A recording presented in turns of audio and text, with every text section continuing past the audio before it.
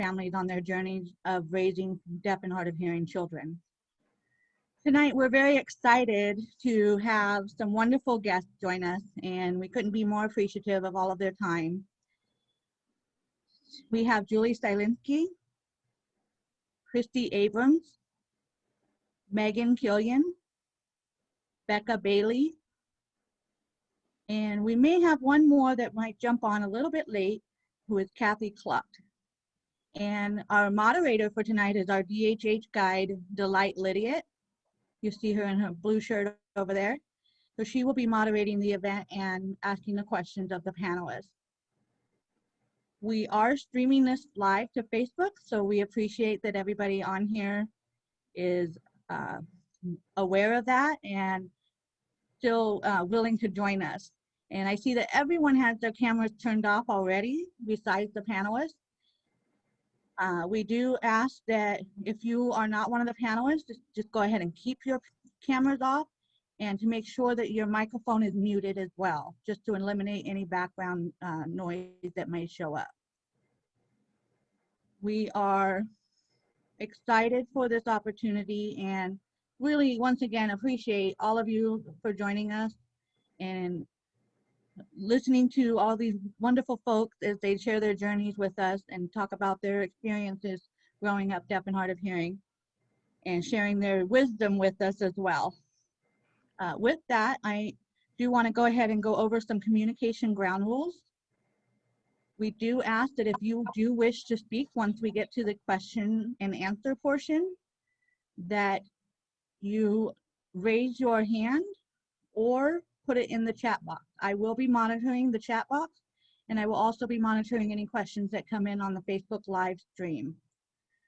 And I will go ahead and I will pop up on the screen and ask those questions as they come in. Delight does have some questions that have already been set up ahead of time. And when you do have your chance to speak, we would love it if you would identify yourself first. So for example, I'll pop on and I'll say, this is Heidi. So when you pop on, come on and say, this is, Danny, and then ask your question or make your statement. That way it gives an opportunity for all of the participants to identify who it is that's speaking, and it gives the interpreter a chance to know where they should be looking if it happens to be somebody that uses ASL. So with that, I'm going to say again, we are asking that everyone keep their cameras off if you are not a member of the panel. You will bring your camera on at the Q&A session if you have a question or a comment that you would like to make. So at this time, I'm going to turn it over to Delight. Once again, welcome, and we hope everybody enjoys hearing everyone's journey.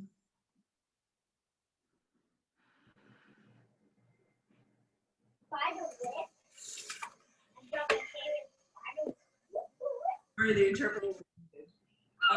Yeah, so we really appreciate everyone here, and we're excited to talk to the panel. Here we have Julie Stylinski. Julie, you can wave. Hi. She grew up here in Arizona, and she works as a deaf-blind mentor for the Arizona Commission for the Deaf and Hard of Hearing, ACDHH. Welcome. Thank you for being here. Next to her on my screen, I have Christy Abrams. Hello. You can wave, Christy. Hi. She is a hard of hearing specialist for ACDHH also. Welcome. Then we have Becca Bailey, the Community Involvement Coordinator for ACDHH. Next to her on my screen, we have Megan Killian. Sorry, she grew up here in Arizona as well. She used to be involved with the board here with Hands and Voices. She's now home for medical reasons. Thank you for being here, Megan. Next to her, I see Amber Hansen. You can wave, Amber. Hi. She grew up here in Arizona as well. And she formerly has worked with the mentoring program. doing night translating for Converse.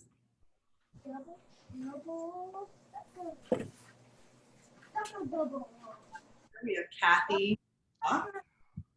You can wave, Kathy, hi. She is an ASL teacher at American Guide Academy in Queen Creek. So welcome, we're excited to have you all here.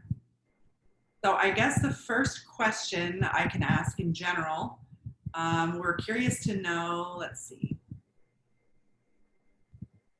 how old were you when you were identified as deaf or hard of hearing?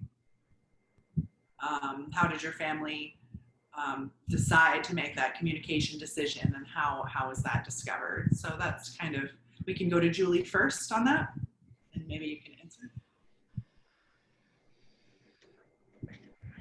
Sure, this is Julie. It was first identified that I was deaf when I was 2.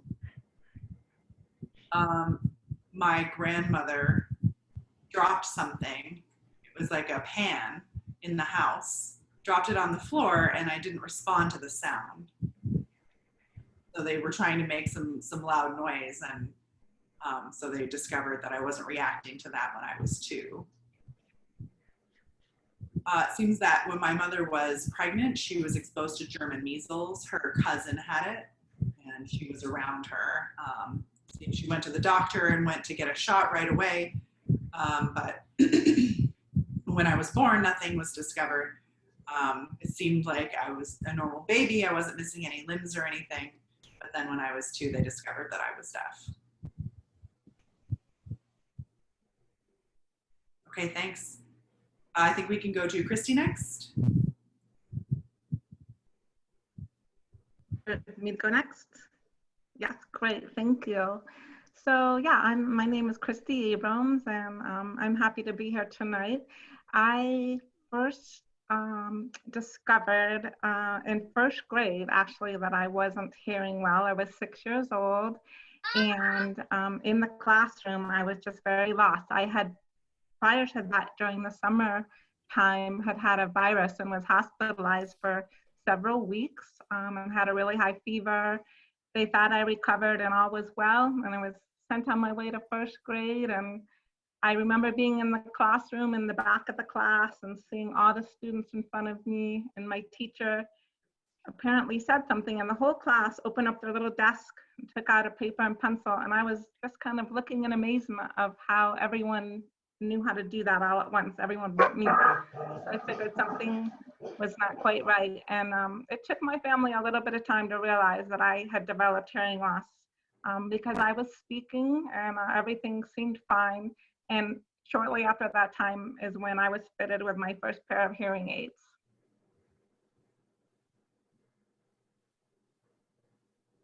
Thank you. Okay, let's go to Becca next.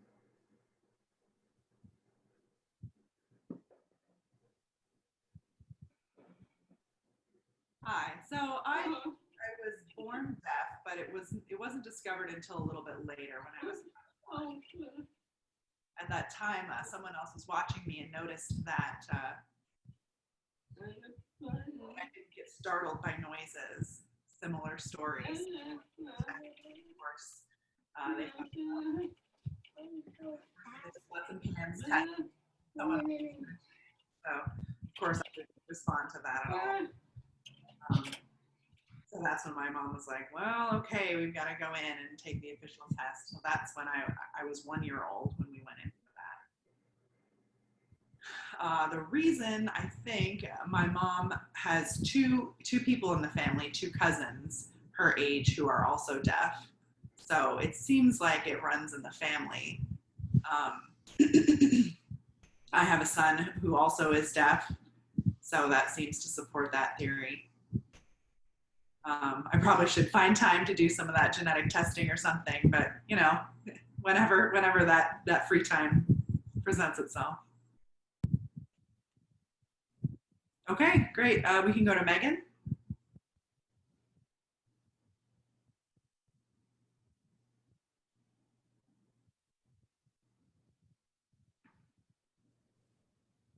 Hi, my name is Megan Gillian.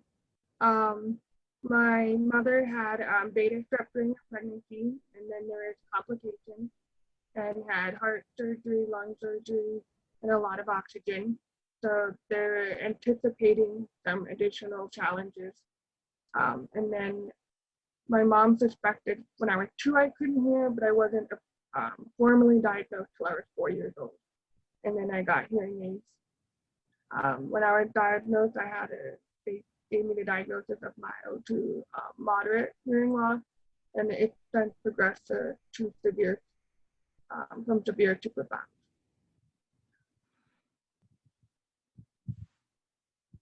Okay, thank you. Next, can we have Amber? Hi, I'm Amber. I was born hearing, and then when I was 15 months old, I had spinal meningitis. So that's what caused me to have that hearing loss, to become deaf. Before I became deaf, I was already speaking. I had 150 words or something when I was 1. So because of that, my parents, recognized the value of language. And when they found out that I had become deaf, right away they learned sign language, and that was the exposure option at the time. So they wanted to make sure that they could communicate with me and continue communicating with me to develop my language.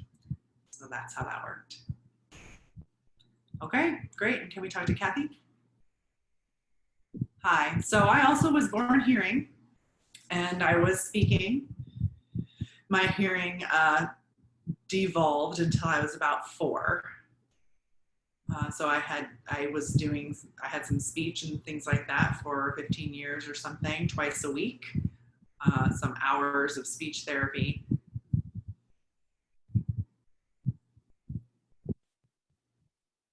Sorry, the video is a little bit slow. So my hearing, I lost more and more and more of my hearing. And then when I was a senior in 2003, then I started picking up ASL. So I was in the speech track until then. So with my audiogram, the audiologist always said, no, she can't hear anything. My profound hearing loss. Sorry, I did miss some of that because the video was a little bit slow. Delight is saying the next question is, when your parents discovered you were deaf, what did they decide, and how did they make the decision to go into speech therapy or to rely on sign language? Or how was that decision made? And we're going to go ahead and switch interpreters before you start. Okay.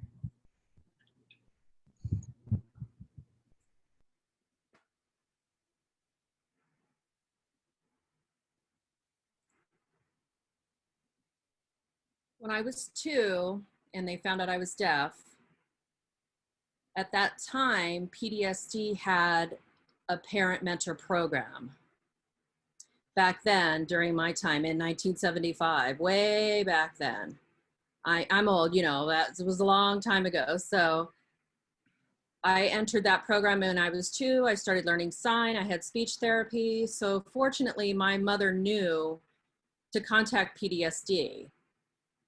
There was a woman named Peggy back then. I can't remember her last name, but she introduced my mom then, and I started at PDSD when I was 2 in that particular program because my parents recognized language acquisition was important. So between 2 and 5, I learned to sign. I had speech therapy, and by that time I entered kindergarten at PDSD, I was caught up for that level. I was speaking and reading at that age level. So that's what my parents did for me back then. And also I got hearing aids when I was about 2. I didn't wear them. I threw them in the garbage, and in the toilet, I would flush them down the toilet and get rid of them, and then I started meeting other children my age, 2, 3-year-old, and I noticed that they had hearing aids too. So it made me feel like I had peers, and then it made it more acceptable for me to wear them. Thank you, Julie. Christy. About Okay, you? this is Christy. Yeah, so my story is a little bit different. As I said, I was born hearing and I went through up until the summer before first grade and then had the virus, and they discovered at that time that I actually had a severe, profound hearing loss, and I was fitted with two behind the ear, strongest possible hearing aids at that point. So it's important to say I grew up in the 70s as well, Julie, you're not alone. And I grew up in a very small rural town in central New York. And my mom and dad really, I think they really did the very best they could, but I don't think they had ever heard of anything having to do with hearing loss. They didn't know about hearing loss advocacy, empowerment, equal access, or effective communication, or language acquisition. I don't think these things were familiar to them or things that were part of what they knew. So they didn't have the knowledge.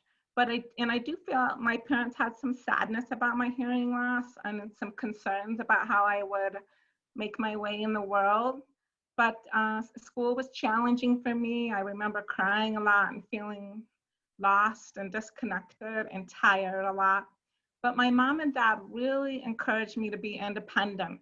I remember, for example, being in restaurants when I was a child, and the waitress would be asking me about what I wanted to order. And I would, of course, be very, maybe at that time, shy and unsure. But my mom would encourage me to the waitress. And if I didn't hear, say, ask her to say it again, let her know that you can't hear her. And so that was teaching me step by step to be independent and figure out that I could do it myself. And that it may seem small, but that was a huge thing for me. And so in their own way, that's how they started teaching me communication strategies and instilling the importance of independence. Wonderful. Yeah, that's great to hear about wonderful parent support. That's awesome. Becca. Again, like I mentioned before, it was about one. I was about one when they found out I was deaf. And of course, my mom and the family grieved that. Even my grandmother's mother, because she had two cousins that grew up deaf also at the deaf school in Florida. And one of them knew ASL. Of course, I was born in the 70s, so my mother was concerned about what to do and started signing. But of course, it was C-sign. It was sign English back then, not ASL. So, everything was word for word. And I grew up with that until about college, really. And then I changed my focus more to ASL. And I did wear hearing aids. Of course, I had the big mic and the belt around the body and the big hearing aids in the ear, that style of microphone and speaker and everything back then. But thanks, like your parents, my parents, they did learn C, and the family learned sign language. And then a few years later, my mom taught C classes over at the community center. She really wanted to provide a support system and create a community of people who could sign. So very cool, very cool. That's wonderful. This is delight. Next, Megan.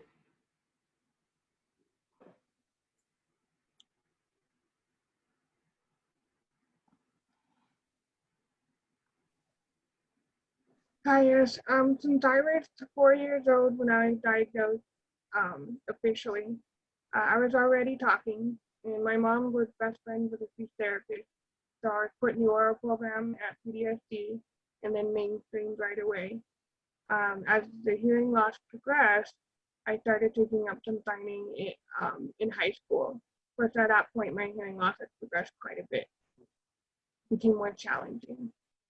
Initially, I know my mom took a class, took one or two classes in sign language when I was first diagnosed, but everyone kept telling her, since my hearing loss was only mild to moderate at the time, not to worry too much about it. And then when I got to college, I started using CART and other services as well, since I was mostly oral.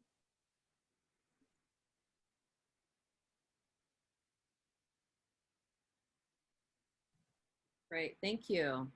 Amber. My experience is a lot like Becca's.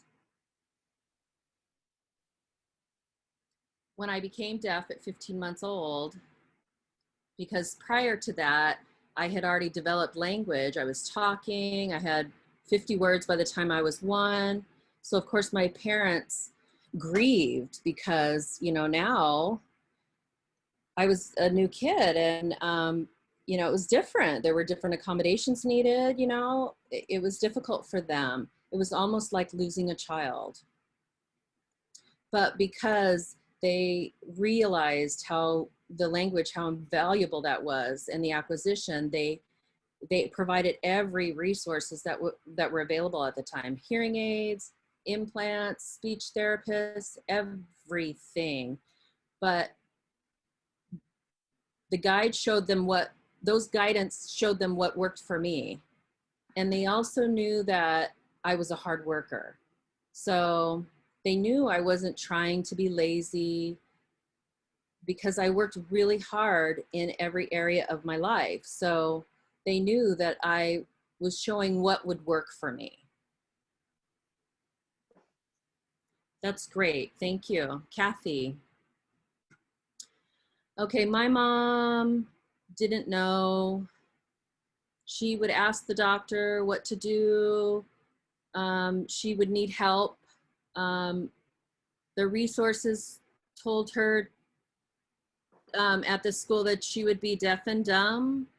And she found Chandri, the Chandri Clinic,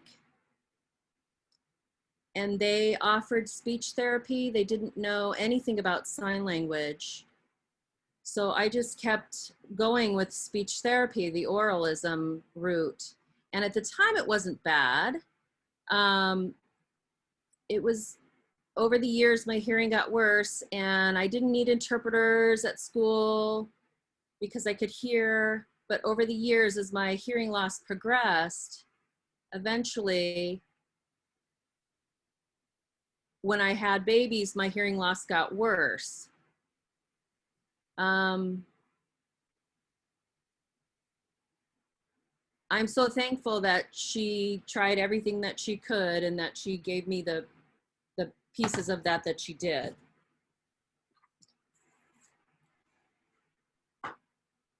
Sorry, that was a little bit blurry. Yeah, everybody seems to have a very similar experience in that their parents were very supportive in trying to find the best route and the best fit for them and what was available during the time and in the areas that the parents did the best that they could with the resources that were provided, and that everybody has been able to establish success in their lives.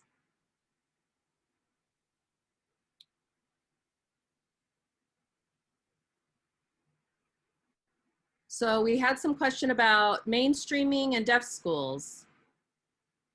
Day programs, residential schools. What was your experience, your educational experience? What worked for you? What was challenging in the educational situations that you,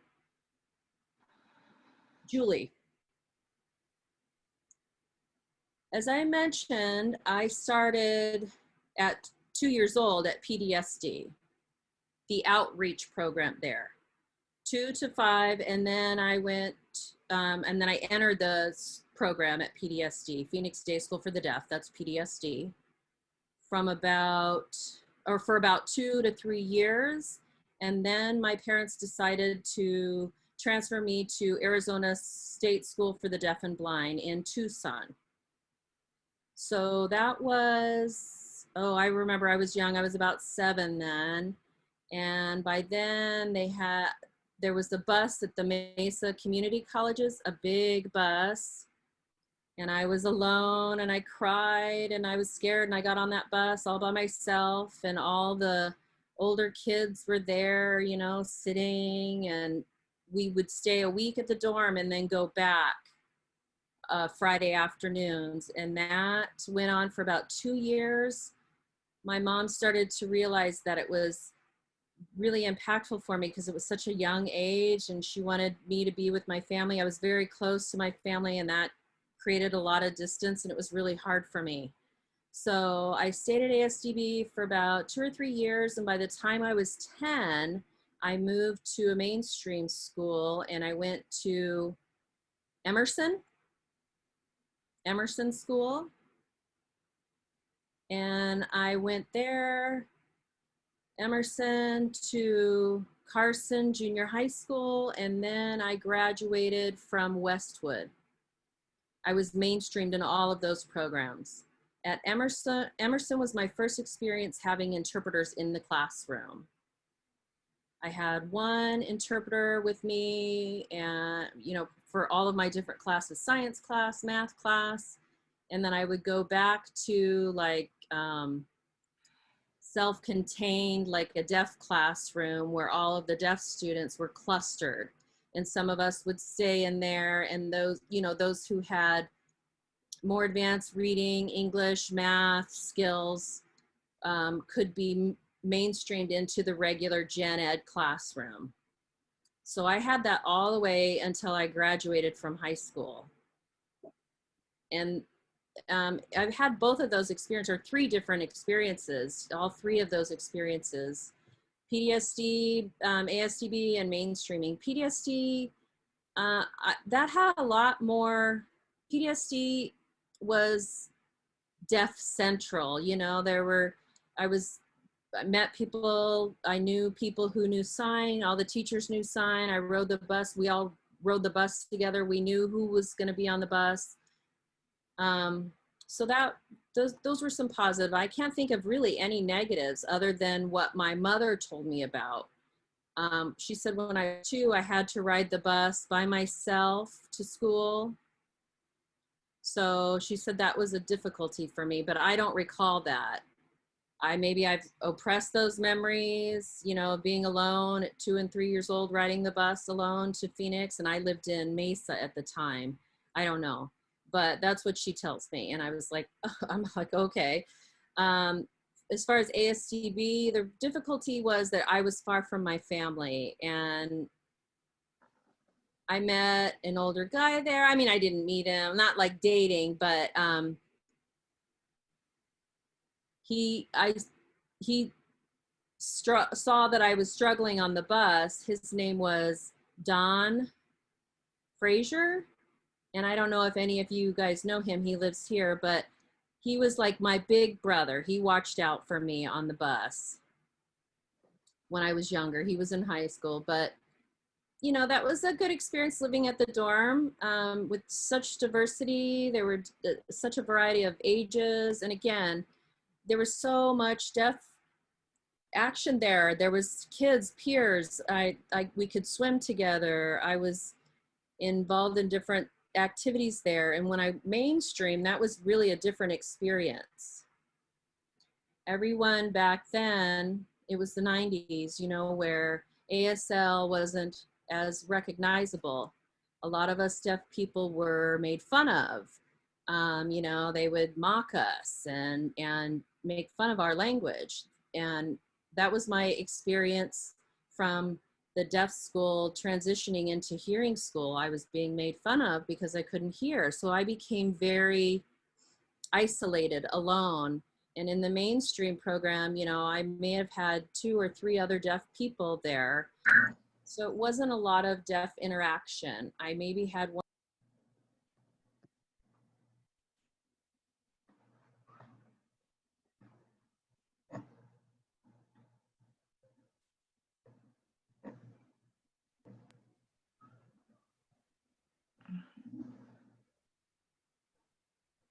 This is Heidi.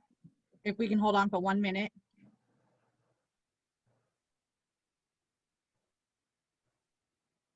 Sorry about that, Julie. Okay, we're good? All right, go ahead.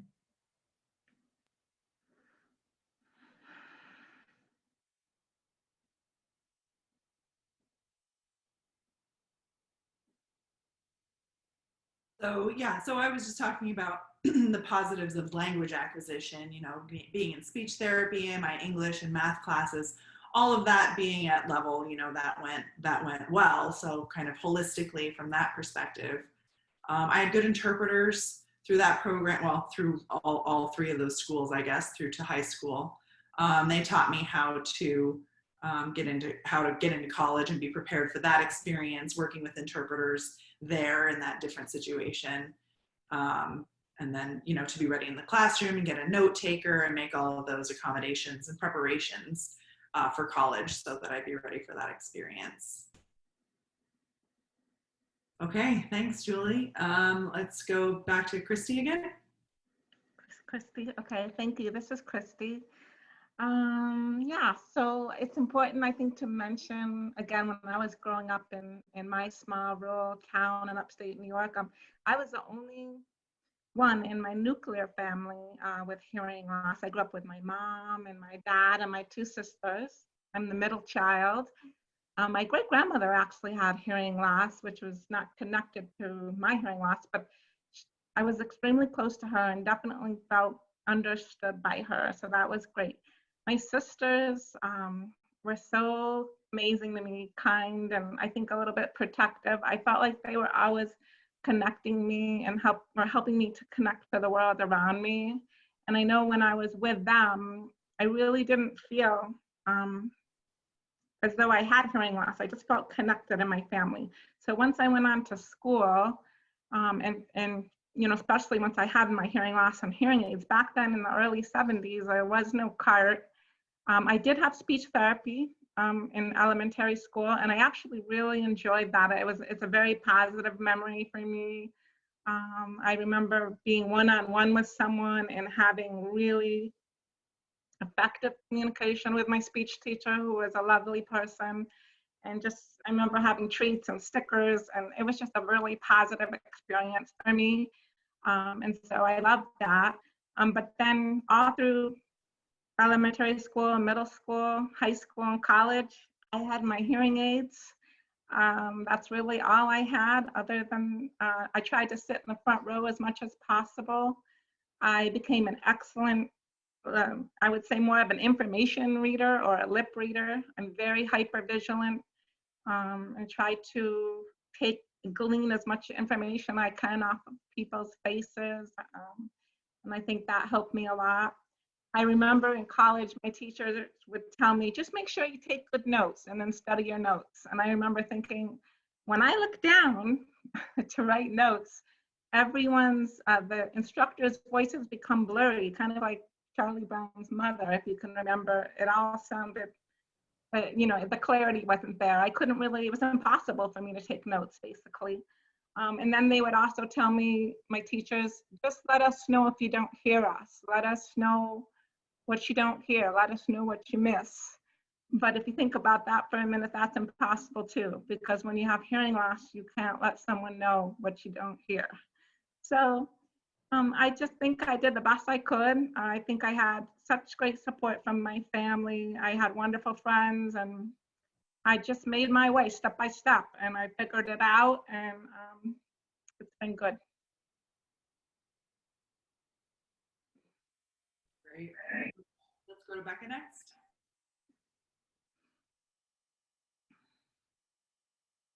Yeah, so I have kind of 2 tracks to my education, I feel like. You know, education doesn't only happen in the classroom, education happens at home too. So I'm very fortunate that my mother was at home until I was 10. So that helped a lot. She was available to me, and she majored in English. So she was a real stickler for that kind of thing. So, but to go back to what I was going to say about school first, let's see. So I had 3 different schools growing up. I started preschool until maybe 6th grade. And that was kind of a self-contained situation, self-contained classroom. It was TOD, meaning direct ASL instruction. So that was nice. You know, I just remember being like, when I was 3, my mom would say things to me, or like early language acquisition at home. You know, she taught me my ABCs, how to count to 100, the days of the week, how to spell everything when I was 3 at home. So, really emphasizing that language acquisition at a young, early age, I think that has some effect. So, and then when I was about in 7th or 8th grade, there were kind of 3 of us, deaf kids, mostly with interpreters in that classroom. So it was mainstream classes with the hearing peers, and then some self-contained still at that level. Of course, note takers there. And then in high school, I was the only deaf student.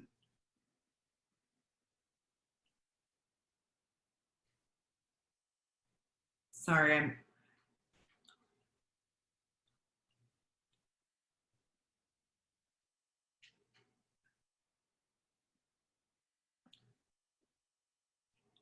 so I was born in Canada.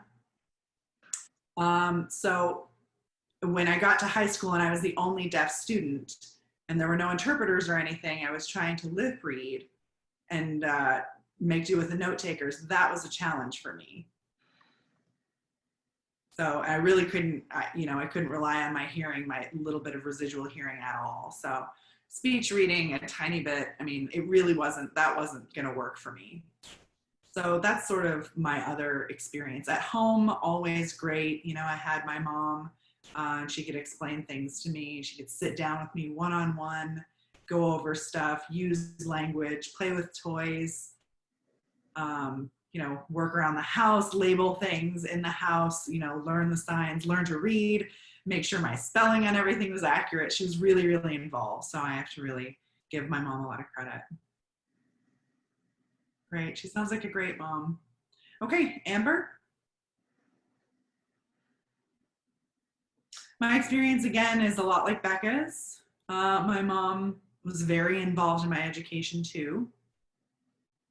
She worked a lot with me at home as well. So I started in preschool when I was 2, and it was a specialized preschool for deaf children. My teacher herself was hard of hearing, and she taught the parents class to the sign language class as well at night. So we were all kind of on the same page, learning the same language together at the same time. And then I went into Emerson Elementary. That's where Julie said she went. Also, I went there too. Actually, we rode the bus together. And I had someone to look up to for a minute, older than me, but I could look up to her and be like, oh, wow, she's deaf like me on the same bus. So went to Emerson, but after kindergarten, I really wasn't using the deaf or hard of hearing classroom anymore. I was doing fine kind of without it in academics with the interpreter. I always had an interpreter. So, but there at that school at Emerson, it was in another town from where I actually lived. So I had to get up really early, 6 in the morning, not until 4 in the afternoon or something. So my family didn't really like that. They wanted me home more to be around the family and everything. So it was like, well, maybe I can go to the neighborhood school. At the time, they weren't providing interpreters for deaf students. That wasn't an option for my home school. My dad was on the school board, and my mom, was really frustrated with the situation, and so they fought. They fought the school board, and they were finally able to get them to agree to provide me with an interpreter to go in there in a mainstream situation. So so I went to that different school. It wound up being Mesa Public Schools, and I wound up with the same interpreter from 3rd grade all the way through high school. So she's like a second mom to me. She's a CODA as well. Her parents are deaf. So she always, she could clue me in on stuff and help my parents understand deaf culture and what deaf people are able to do and, expectations. That was really beneficial. So yeah, having her until high school, and I was using signed English as well, not ASL. And then I got into college and was exposed to more deaf culture and actually ASL. Then I was able to get more than one interpreter. But that's kind of my educational experience there. Okay, and now we'll go to Kathy. I think maybe she's frozen. We'll just give her a second to see if maybe maybe her feed will catch up. Oh, and Megan, I think her camera, maybe if you can speak, we can hear and see if you're still connected, Megan. Yes, I'm still connected. I can hear and have a microphone. There's just no picture. Okay.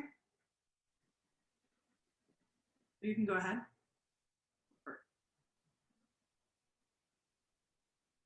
So Megan, if you can hear us, we've just been talking about your educational experiences in school.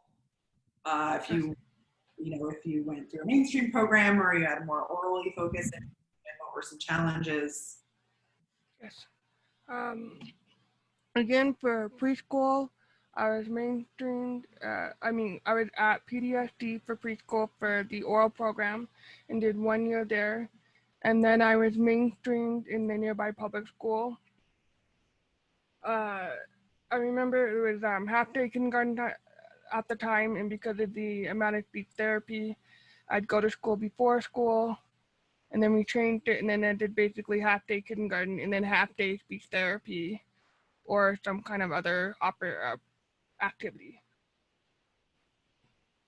I did use the FM system all through elementary school. In fact, I actually preferred the big ugly brown box over the newer FM systems that came out later. I just got too big for it. The cords weren't long enough. In elementary school, I did see the HI teacher like twice a week, and I was mainstreamed. I spent all my time in a gen ed class. I mostly did lip reading, and the teachers were really good. They worked with me. The HI teacher was awesome. Then about 3rd grade, it started getting a little harder for me, which is expected because it's more reading, more writing. And then it was about that time I started spending more time on homework. I'd probably say about an hour a night at that time. By the time I got to junior high, even though I was mainstreamed and changing classes every period, I was really struggling with that and actually started failing my classes. And then my services were up. My mom was a huge advocate and make sure that whenever a challenge did come up, that it was addressed. And even though we increased the services, I was still struggling. So we actually had me change middle schools, where I went to a junior high that had an HI home program, they called it, where the HI teacher was available at the campus the whole day. Because I felt so far behind when I initially made that transition, I would spend upwards of 3 hours a day one-on-one with the HI teacher, and then we worked our way down to an hour a day and went back in the mainstream classes. When I got to high school, that's when we upped services again, and I was now using note takers, interpreters in all my classes as well. I was using my hearing aids as well as getting an hour a day in HI services. And then I also put the work in. I spent an average of 3 to 5 hours a night on homework every night just to keep up. But I was all in all general ed classes outside the 1 hour period. And I also did dual enrollment in high school where I got high school and college credits. In fact, by my junior year, I was starting to pull all-nighters to keep up with my high school and college credits. But I wanted to take the college classes.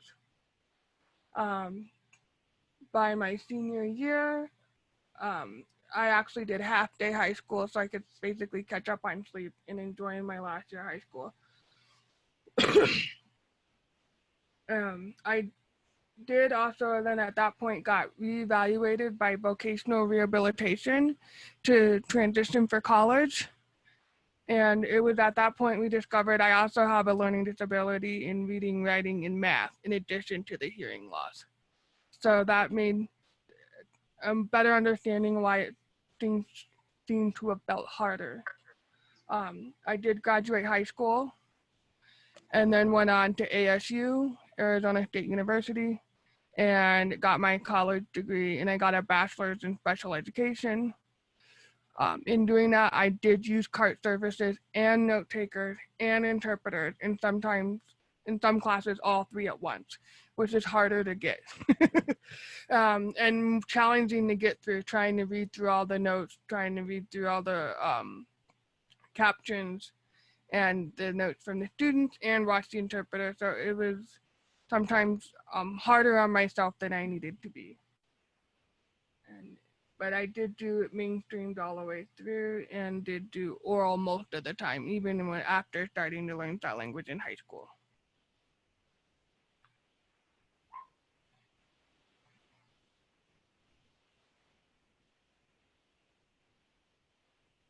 Okay. All right. Thank you. We had Kathy, but she's gone again. Oh boy. Technology. Anyways, we're getting close to time, so we're going to do one last question, and then we'll open it up for anyone outside to ask you guys some questions. One of the parents asked a question, asked, what would make your life different looking back? What would have changed things for the better for you? Looking back, would you change anything? Would anything that you change, would have anything make anything better for you looking back? What would make a difference for you looking back?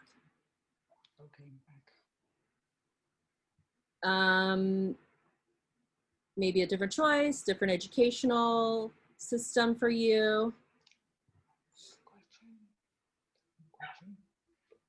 Really speaking and saying, that's a very good question. I have no regrets looking back. Growing up, I mean, I had challenges. You know, those people who know me know that, but I've always been a strong believer that I write my story. I was born with this story and I want to experience these things. So if there was anything I could change, the experiences and challenges, I think all of those things have made me who I am today. So I don't have any regrets. There's really nothing I can think of that I would want to change. All right, thank you. That's wonderful. Christy.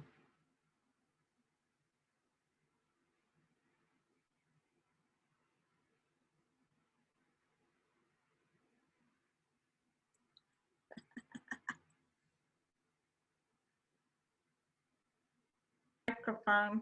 Can you hear me now? Sorry. Okay, this is Christy. All right. I was just going to say, like Julie, looking back, I really feel like I don't have anything that I would want to change, because I really feel like all of the challenges and the struggles made me who I am, and hopefully made my family also who they are. And I'm hoping that they wouldn't want me to be any different. I think that for sure they would say that. I really feel that knowledge is power and empathy is key. So I would say just learn all you can about hearing loss. And that's what I say to myself. And going along in my life, that's what I've done the best to do is read all I can. And even now in my position, watching all the webinars I can, all of that I can learn about hearing loss will help me, and then I can help other people. And so I wouldn't change anything, because I love where I am right now, and I love being able to share my story with everybody, and hopefully people will have hope and see that anything is possible and you can figure it out. Having hearing loss, it doesn't mean you're broken or impaired. I felt a lot of emotion when I said that, because when I was growing up, I was called hearing impaired. And so I really feel that hearing loss is hard, but I'm not broken. And I have a lot of compassion and empathy. I'm resilient. I'm loyal, and I have great intuition and hypervigilance. So these are all gifts that have been given to me by my hearing loss. So I wouldn't change anything. That's wonderful. Thank you. Becca. I feel the same way Julie and Christy do. I wouldn't change anything. I have a brief story.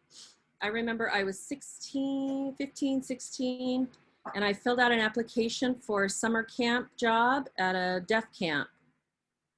And I needed to strengthen my hours for interviews. So I was, drive 1 hour for an interview. Sorry. Drive an hour for an interview. And somehow, I don't remember where I was, but the person who interviewed me was speaking to my mom and asked if she had helped me with the essay part. And my mom said, no, she did it herself. So that experience with my family support, my language, my educational experience, I am who I am because of all of that. However, sometimes I feel like, darn it, I wish maybe a couple of things. That label of hearing impaired, I wish that I had received the label of deaf growing up. That would have helped me with my identity, helping me develop my identity. Well, not really, I didn't figure that out until later in college. So that's one thing. And one last thing is sometimes I wish I had gone to deaf school. My mainstream experience was wonderful, yes. But I still feel like in mainstreaming, the only thing I could do was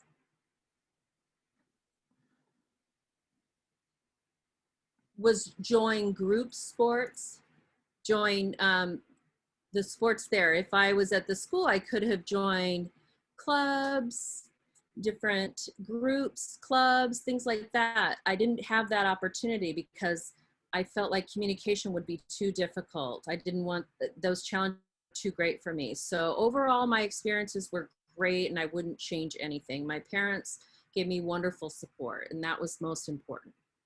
Thank you, Becca. Amber.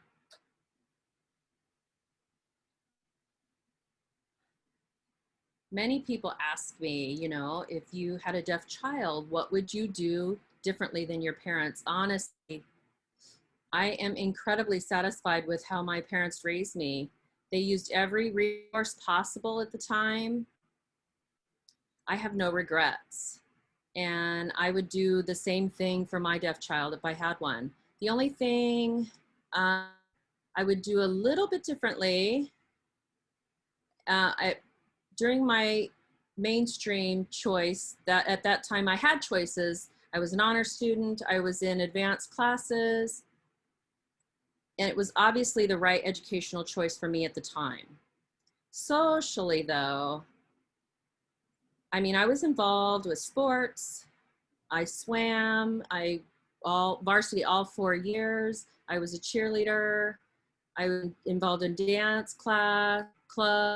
I was involved in a lot of things. And I was also homecoming queen. But I was probably the most lonely homecoming queen. So I had a lot of friends, yes, but none of them were fluent in American Sign Language. And so people were friendly with me. I was friendly with everyone, but I didn't have that intimacy with friends until after college.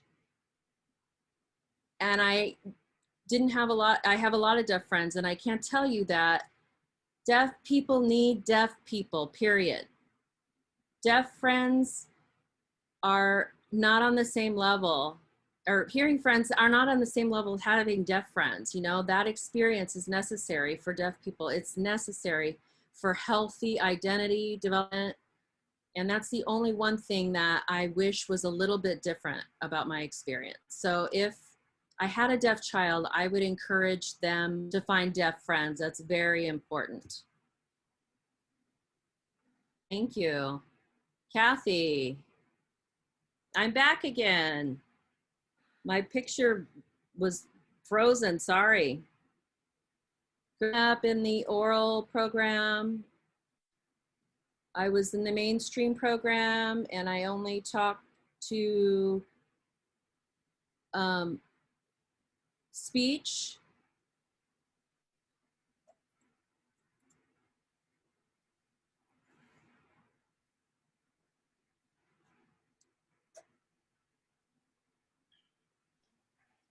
Can you hear me? Okay, I'll go ahead and talk. Okay, because my computer is getting bad. Okay, sorry. Alrighty. So I didn't know any better. All I knew was I was the only deaf child in the whole school, all the way up through high school. I was the only deaf person. Everybody knew me as, oh, that's Kathy who's deaf. As far as having any regrets, I do now. I look back. I wish I would have known sign language a lot sooner in my life. Oh, a lot earlier. But my mom didn't know anything about that. So I did the best that I could. I do know there was this one boy that used to tease me all the time. And it was just, to this day, I am 54 years old, so I'm older than all of you. And to this day, it feels like yesterday. I became friends with his wife when we grew up and had kids. And when she told me what her name was, I was like, oh, your husband. I have never hated anybody in my life, and I can't stand that man for what he's put me through. So that is a regret that I wish I could have stood up for myself and just been like, when he would start coming, I would just go, oh my gosh, here he comes. I wish I could have stood up for myself more. I do know I didn't want people to know I was deaf.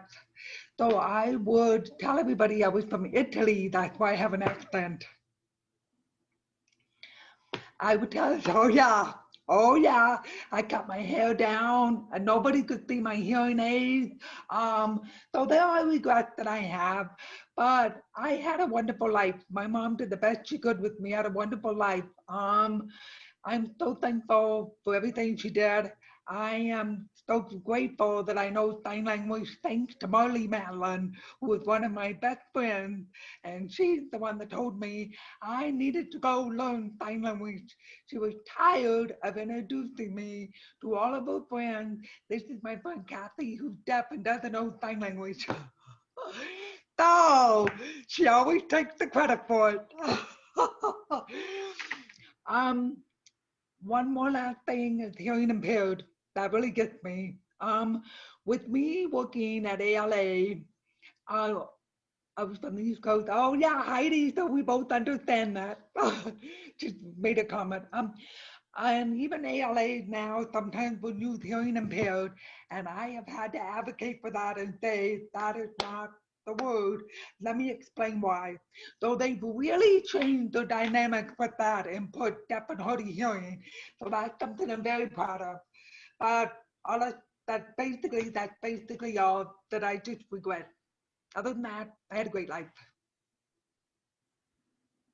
Thank you, Kathy. Wonderful, wise, wisdom. Right?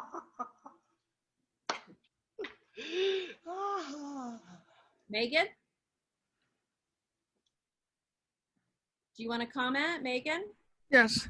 It's as far as regrets or anything, I don't have any regrets. I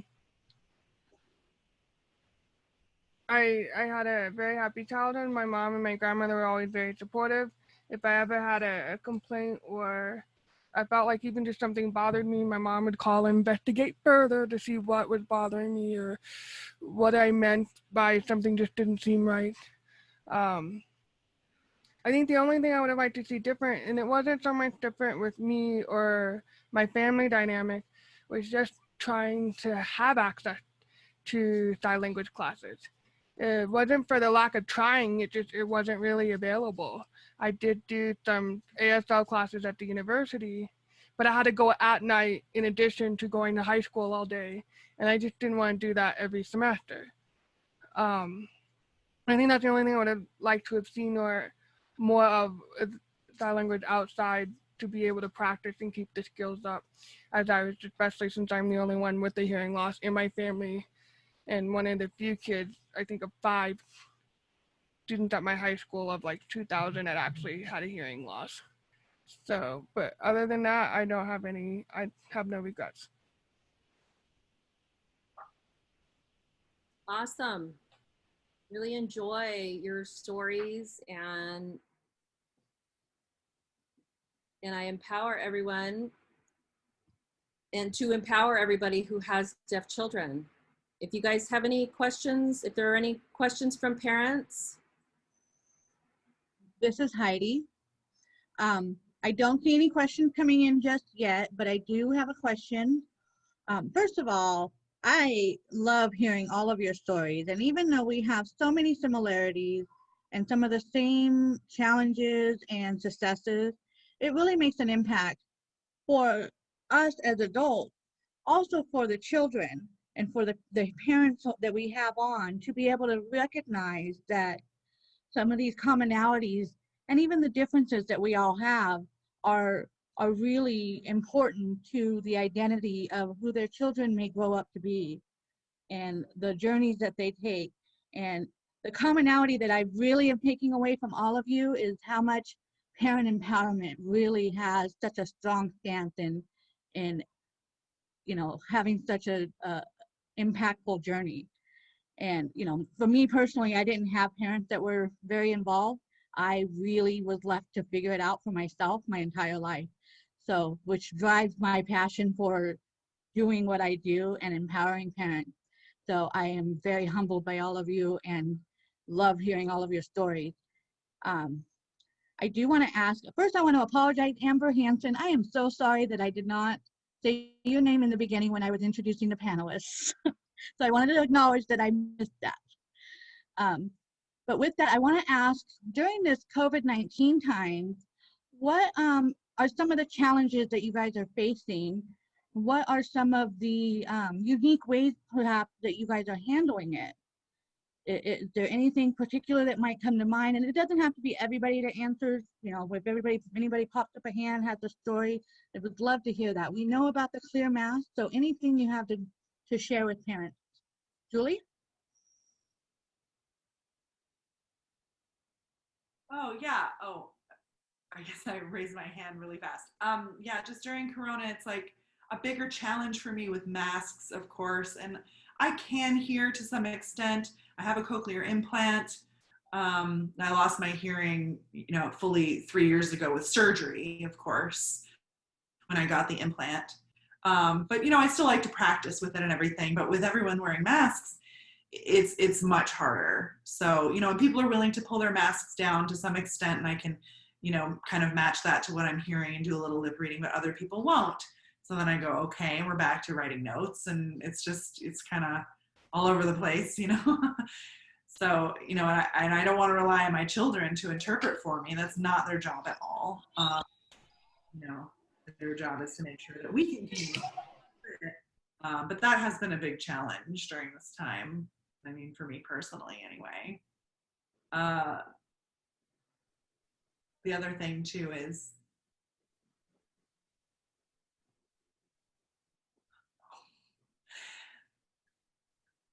sorry, there's an ASL sign for Zoom that the interpreter hasn't seen before. But managing Zoom and education, and the interpreters, and, you know, spotlighting the right person who's speaking, and all the videos coming off and on, that is a challenge. But it is a good experience. You know, I'm thankful for the technology that we have today that enables all of this stuff to happen. If we had Corona 20 years ago, that would be a much bigger challenge, I think, for us deaf people, so, and hard of hearing people as well. So, yeah.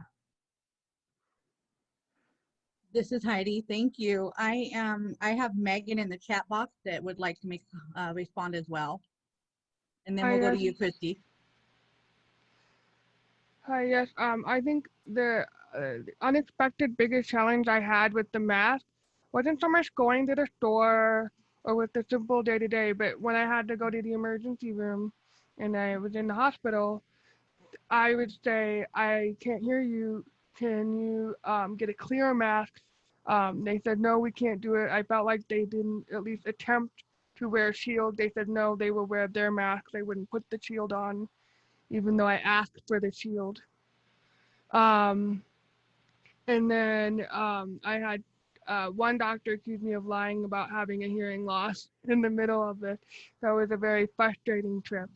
But usually when outside the hospital, because I was in the hospital, I wasn't allowed any immediate family either because of all the COVID rules.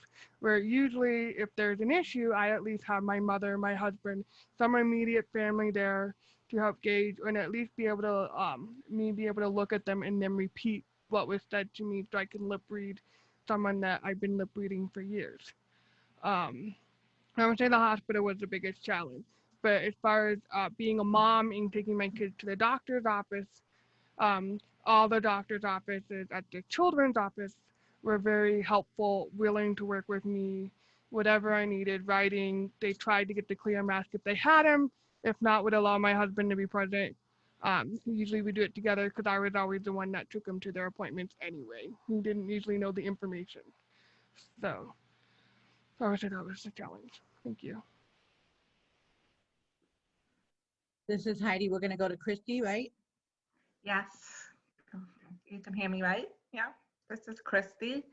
One of the examples that I have with COVID, my daughter and I have had several telemedicine appointments. And so since being at the commission, I've really developed my self-advocacy muscle. And we've had appointments with one of the best hospitals in the Valley. And of course, I requested CART, which is Communication Access Real-Time Translation, which is of course closed caption, because that is my right to do. And so as I go on in life, I realize what a benefit that is. And I have that right to have that effective communication and equal access. So unfortunately, what happens often is they'll say, well, do you mean you need an interpreter? Because there is a difference between accommodations for people that might be deaf or hard of hearing. And people don't always realize or they assume. So I will show up to appointments and not have the right accommodations, or they'll say that they'll set it up and it doesn't happen. So that's been really frustrating because hearing that information and having the details of a medical appointment are really important. And so that's been something that's happened to me.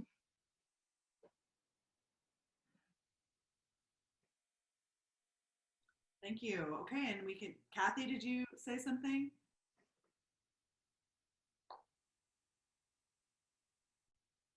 So I'm going to try it again with my video. Hopefully the connection's clear enough. So with the masks, yeah, sometimes I go in, I say, sorry, I don't understand, I'm deaf.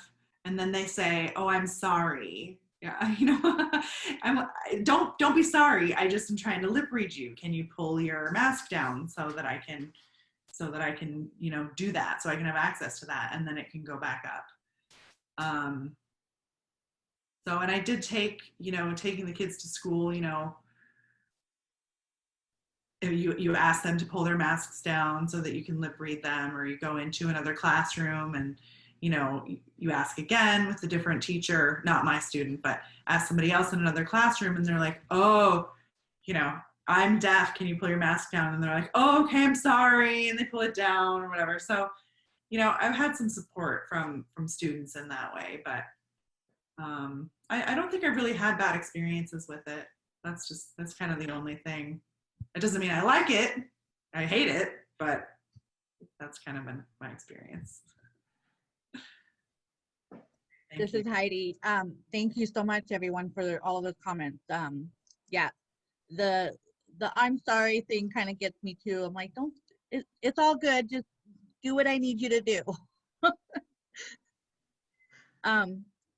So we have a question. We have about 4 minutes left.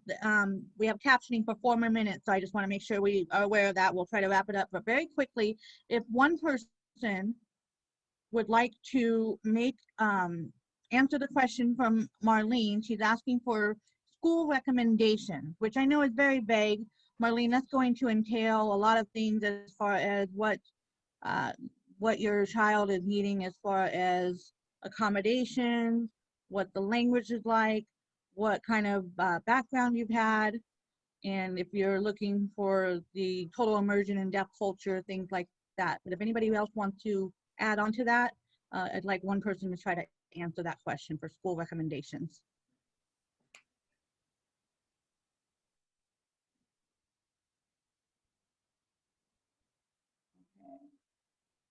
No, I think Julie's saying, sorry, I think I maybe missed part of that. Delight's saying, Heidi, can you repeat the question, please?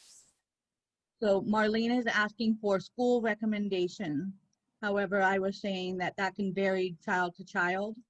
So do you have a general recommendation?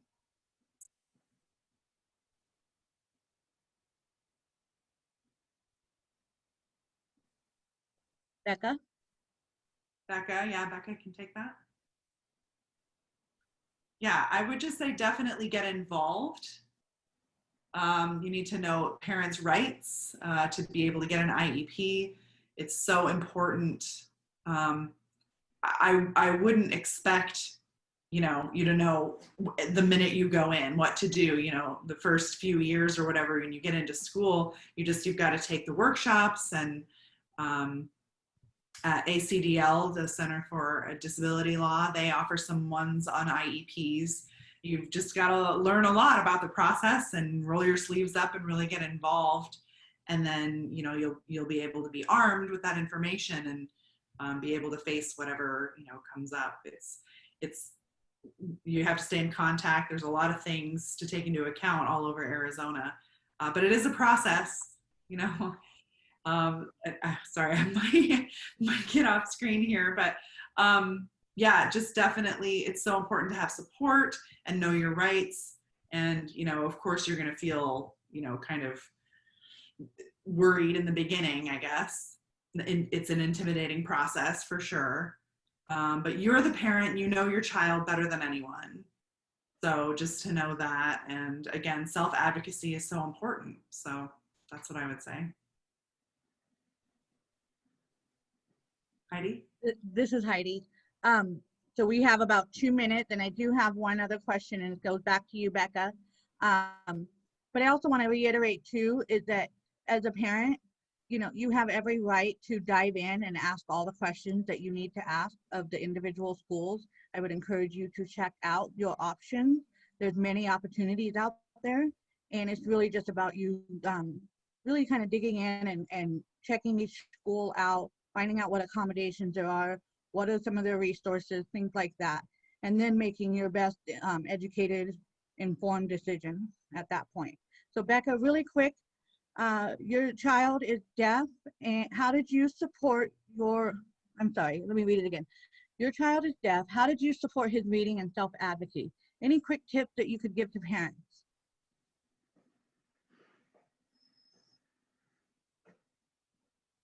Yeah, I would say leave the captions on the TV all the time and communicate with your child about everything. I mean, you go into the store, talk about things, go to a restaurant, talk about things, point out words, teach them how to spell things, show them the sign. I mean, just everything, give them everything you can. And, make sure that they read, it's not about the words. It's not about reading the words. It's about understanding what they're reading, right? So sit with them and, make sure that they're understanding, convert with what they're reading into sign. It's like a bridge to English. It's just really important to take that time. And I can chat with you more offline if you want. I can, I have strategies all day and talk about our experience. Sure. Delight? Yeah, I was just going to add, we really appreciate everyone being here and everyone sharing their experiences. We really want parents to feel a little bit more confident and, be looking to the future in a positive way. Because, you'll be able to work it out and you have, so much to look forward to with your children. So, and of course that's, you know, important for your children too, to have something for them to look forward to, and to see that exposure, to see, oh, these are people who are deaf like me, you know, they've made something happen for themselves, and, you know, so I can do it too, and just to have that confidence. So you have these people, you know, we're all available, ready and willing, you know, to be deaf mentors and role models, and so that, you know, there's some positive expectation for your children if they have that positive definition in their family life. So whether they're deaf or hard of hearing, you know, just to have that mindset. This is Heidi. I mean, I wish I would have set this for like 2 hours at least. I didn't know everybody would be so willing, but once we dive in, we really start rolling. Amber, quick comment you had. Yeah, just really quick. I understand we're out of time, but yeah, I just hope that hearing parents of deaf children realize that they do have those abilities, you know, and then it can be a benefit as well to learn ASL and to have both of those languages. You know, parents have the opportunity to impart that knowledge to their deaf children. And there are things that they can do that deaf parents can't do. They can hear things and transmit that to their children, you know, and it's just a decision to share that with your deaf child. So you have a lot of power, a lot more than you think. I just wanted to share that thought. Yeah. This is Heidi, sorry, this is Julie. I just wanted to mention too, to you parents out there, I'm a mother myself, of course, and you know, I understand the importance of having a good role model for your children. So I just wanted to share with you, if any of your children, I mean, I don't know the ages of everyone, but, you know, if they need deaf role models, you know, encourage you really to talk to them and, you know, support them and advocate, all of that stuff. So, you know, you can contact me anytime. I'm willing to Zoom with anyone if you want like a one-on-one meeting or just discuss things. You know, they have like Boys and Girls Club out there, and we would love to be that kind of resource for your deaf children too, you know, just to have that exposure to the deaf community. So I just want to say that I'm here for your deaf children. Definitely contact me anytime. I'll put my work email maybe in the chat. We can start there and just progress. Yeah, just wanted to offer that. Thank you. This is Heidi again. Thank you so much, everyone. I mean, I would really, really wish we could just keep going. I know that parents, they really need that encouragement. They need to know that there's resources out there, there's people to connect with. And for any of you that don't know about Hands and Voices, we have our program, Guide by Your Side, where we can match you with a parent guide and also with a deaf and hard of hearing guide. Delight is one of our deaf and hard of hearing guides. We'd be happy to help you, and that's really what we're about, is empowering parents. We want you to know, as Julie stated, as Amber stated, even everyone, is that, you know, the power lies in the parent. First, we're the first and foremost teachers of our children. We know our children the best. We spend the most time with them outside of their school hours. And, you know, we do hold that power. All of us that are in these positions of anything related to the deaf and hard of hearing, we're in these positions because of deaf and hard of hearing children and deaf and hard of hearing people like us. And that's why, you know, so the power lies with you, because those are your children. So just educate yourself, empower yourself, reach out, get all the resources that you can, and know that there's many, many people out there like these wonderful folks that you see on the panel. And, you know, if you have any questions, you can reach out to me directly as well. And again, I really, really appreciate each and every one of you on the panel. You guys have been phenomenal, and we appreciate it. And maybe we'll do this again and have you back. With that, we will bid everyone good night. Thank you so much, everybody.